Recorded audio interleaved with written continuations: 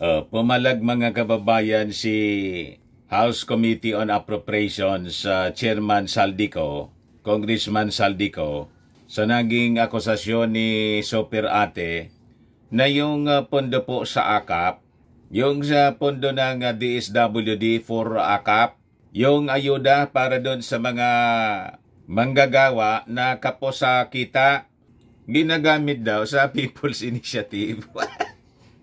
Sabi ni Super Ate, siyempre hindi makatiis po si Committee Chairman Saldico. Pumalag na po. Dinudungisan mo niya yung AKAP. Talaga niya, Mr. Maravillas, tumindi yung away. Tumindi po yung away ng House of Representatives sa kayong Senado. Dahil dito po sa charter change. Yan po. Yan po mga kababayan, si Saldico at saka si Super Ate. Para niya si Super Ate talaga, Mr. Maravillas, naging kontrabida na. Yun din mga kababayan ang tingin na ngayon ng mga Marcos loyalists. Matindi nga po yung mga reactions nila. Nang sabi nila, hindi na nila iboboto si Super Ate sa 2025 election. Pag tumakbo ito mga kababayan for re-election, ayaw na anya namin kay Super Ate kasi inaaway yung ating Pangulo. You see, kampihan niya sa mga Duterte na naninira sa ating Pangulo. Kaya sabi po ni Saldico, yung pondoan niya sa AKAP na nandyan sa DSWD ay para tulungan yung mga workers. Hindi niya para gamitin sa tsa-tsa. At saka, na-discover mga kababayan na si Super Ate nakapirma pala dito sa AKAP. Sa 26 billion mga kababayan na AKAP. Para niyang nagka-amnesia na si Super Ate na isa siya sa pumirma na mag-allocate ng pera para sa AKAP. But anyway mga kababayan, before kong ibigay sa inyo yung full story, click subscribe muna dito sa ating YouTube channel and hit the notification bell para lagi po kayong updated sa mga kaganapan dito sa ating bansa. Huwag na rin po ninyo na skip yung ating mga commercial ads para tuloy-tuloy lang po ang pag-unlad ng bagong Pilipinas. Sa mga nagana po ng malinis and spacious fitness gym, punta lang po kayo sa aming Colossal Fitness Gym.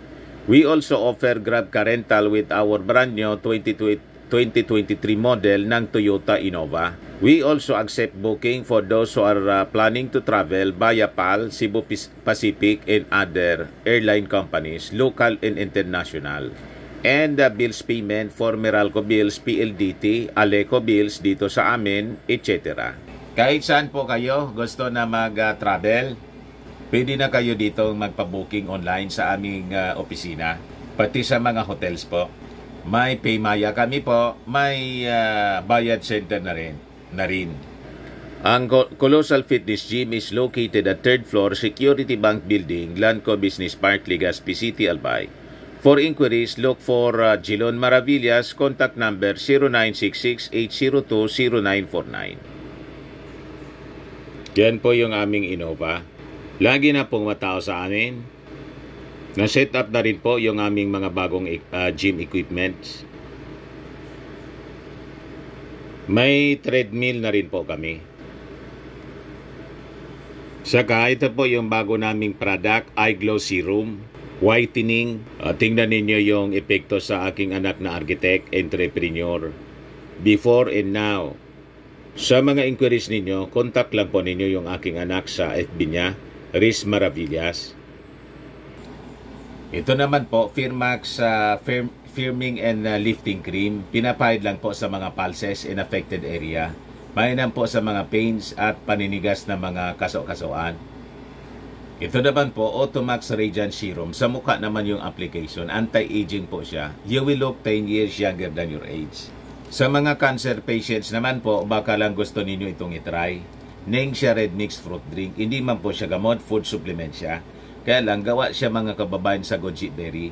Yung goji berry may anti-cancer properties. So, yung mga inquiries ninyo, dumiretso na lang kayo sa aming messenger sa Facebook para masagot namin agad. Ayos pa? Ayos na ayos niya, Mr. Maravillas.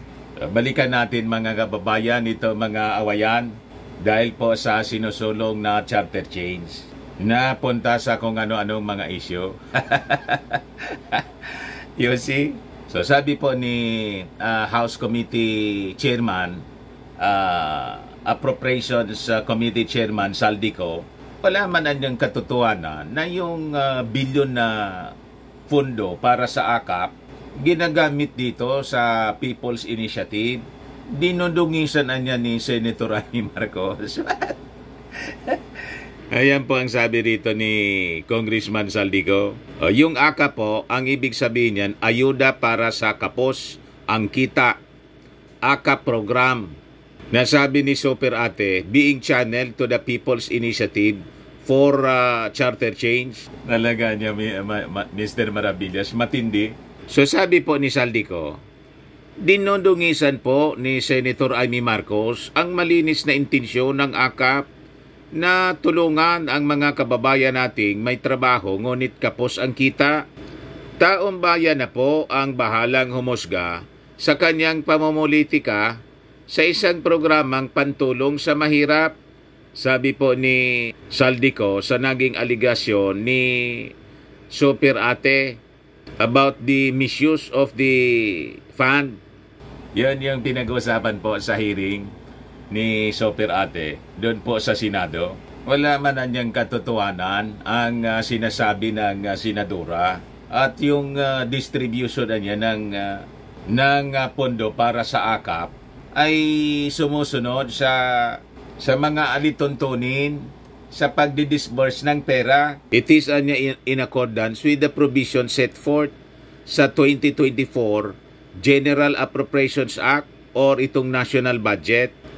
Announced by the House of Representatives last November, the AKAP program was specifically designed to provide a one-time 5,000 pesos na cash assistance to Filipino families affected by the global inflation in the surge in commodity prices. Alam natin ito, mga kababayan. At si Super Ate nakapirma nga dito. Diba? So sang-ayon siya sa AKAP fund. AKAP sa target beneficiaries include construction workers, factory workers, delivery riders, food service crew, and the like. Set aside under the AKAP was 50 billion pesos for direct support to families earning less than 23,000 pesos monthly. This assures that those not covered by the Pantawid Pamilyang Pilipino program of 4Ps due to their income bracket would still receive necessary aid. So laking tulong mga kababayan sa ating mga mamamayang Filipino.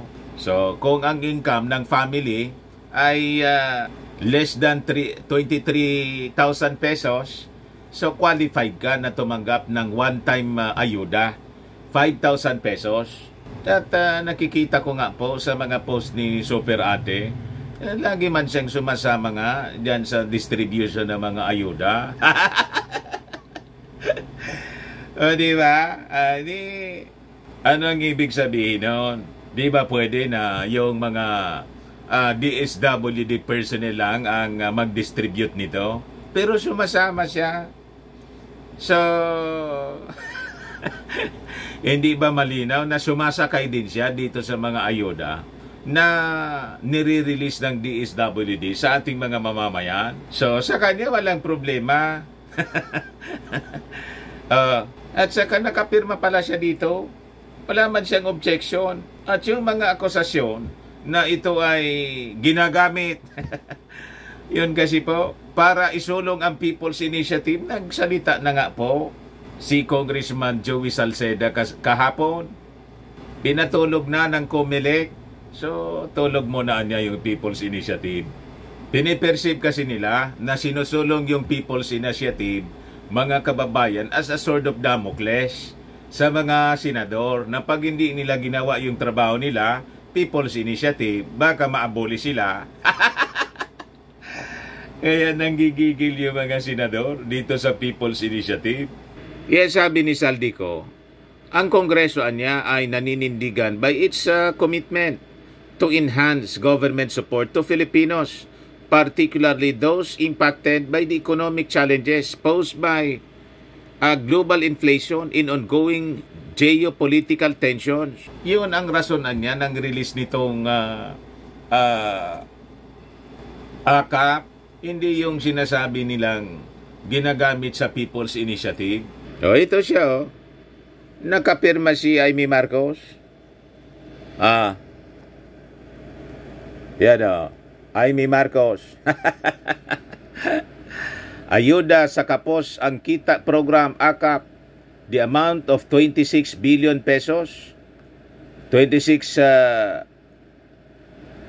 billion 700 million pesos appropriated herein under the Ayuda sa kapos ang kita program shall be used to implement and provide financial assistance to minimum wage earners falling under the category of low income that were severely affected by rising inflation.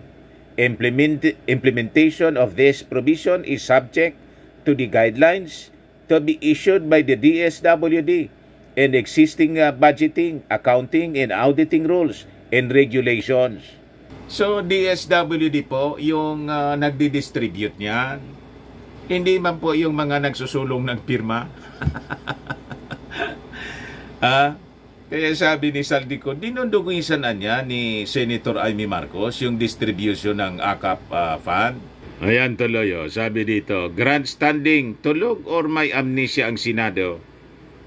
Ayan, nakapirma sila rito. Senator Sani Angara, Chairperson, Pia Cayetano, Amy Marcos, Cynthia Villar, lahat sila, Bato, De La Rosa, Senator's Question Ayuda Fund, approved by them. Kayo yung nag-approve niya, no? Tapos kini-question ninyo yung distribution, iniuugnay ninyo rito sa People's Initiative. Pumirma kayo.